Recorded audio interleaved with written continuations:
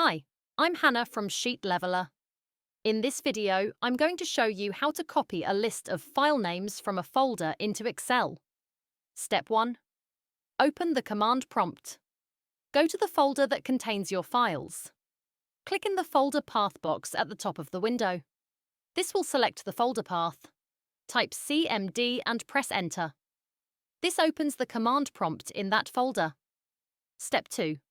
List the files. In the command prompt, after the greater than symbol, type dir/b and then press Enter. You'll now see a clean list of all the file names in that folder. Step 3. Copy the file names to Excel. Select all the file names in the command prompt window. Press Ctrl+C to copy them. Switch to Excel, click into the cell where you want the list to start, and press Ctrl+V to paste. And that's it. Now you have all the file names from the folder listed neatly in Excel. That's all I wanted to cover in this video. I'm Hannah from Sheet Leveler.